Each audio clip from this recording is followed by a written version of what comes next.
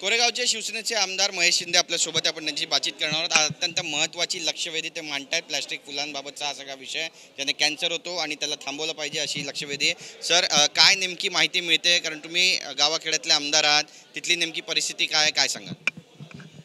महाराष्ट्रामध्ये फार मोठ्या प्रमाणावरती फुलशेती केली जाते। 20,000 हेक्टर ते 30,000 हेक्टरवरती ही फुलशेती पूर्णपणे आहे। साधारणतः 2,000 कोटीचे उलाढाल या फुलशेतीमध्ये होते। याला दोन अँगल आहेत, आर्थिक पण अँगल आहे आणि आरोग्याचा पण अँगल आहे। आर्थिक अँगल याच्यासाठी आहे की आर्थिकदृष्ट्या आज जर तुम्ही पाहिलं असेल, मोठ्या प्रमाणावरती फुलं आल्यामुळं या ठिकाणी शेतकऱ्यांना 2,000 कोटी रुपयाचा फटका बसू शकतो। आणि दुसरी महत्त्वाची गोष्ट, जी फुलं येत आहेत याच्यामधलं जे प्लास्टिक आहे रिसायकल्ड प्लास्टिक आहे आणि हे नॅनो टेक्नॉलॉजीचं प्लास्टिक आहे। त्याच्यामुळं प्रॉब्लेम असा आहे की याच्यामध्ये जे नॅनो पार्टिकल्स आहेत याच्यामुळं फार मोठ्या प्रमाणावरती कॅन्सरचं प्रमाण वाढण्याची शक्यता।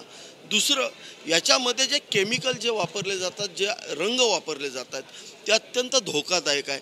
टिटॅनियम ऑक्साईड बेस्ड आहेत, मेटल ऑक्साईड बेस्ड आहेत, जे अमेरिकन सोसायटीनं याला B2 कॅटेगरीचे कॅन्सरस औषधं म्हणून किंवा कॅन्सरस केमिकल्स म्हणून जाहीर केलेले आहेत। आपले शत्रू राष्ट्र मोठ्या प्रमाणावरती या गोष्टी पाठवत आहेत आणि आज आपल्याकडे कॅन्सरचं प्रमाण फार मोठ्या प्रमाणावरती वाढतं आहे।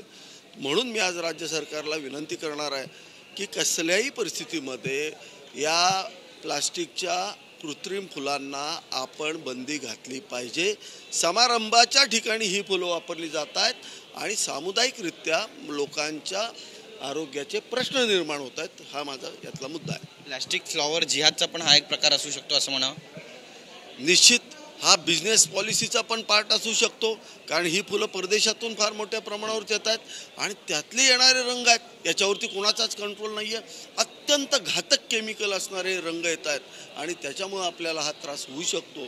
निश्चित त्याच्या पाठीमागे वेगळा काहीतरी उद्देश असेल। नक्कीच एक शेवटचा प्रश्न आहे, राजकीय प्रश्न आहे। ठाकरे बंधूंचा मेळावा झाला, याचा काही परिणाम होईल महाराष्ट्राच्या राजकारणावर? कारण आता राज ठाकरे यांनी भूमिका मांडली की जोपर्यंत मी बोलत नाही तोपर्यंत युतीबाबत कुणी भाष्य करू नये, त्यांच्या पदाधिकाऱ्यांना त्यांनी सूचना दिल्या। तुम्ही कसं पाहता याकडे?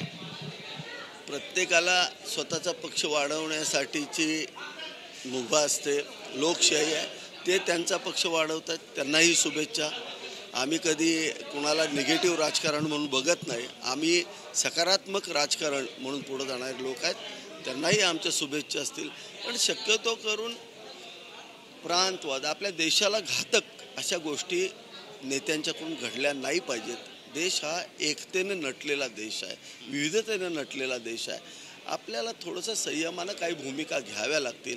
ठीक आहे, भाषेचा अभिमान आम्हालाही आहे, पण त्यासाठी एखाद्या व्यक्तीला मारणं, कायदा हातात घेणं ह्या गोष्टी योग्य वाटत नाही आहेत।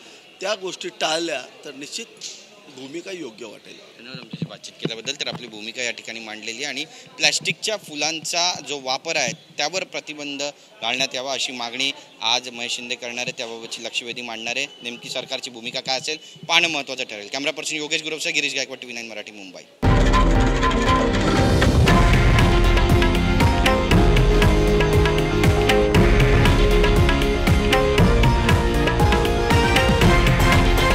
हे आहे देशातील नंबर 1 न्यूज नेटवर्क आणि आपण पाहत आहात TV9 मराठी, एकमेव।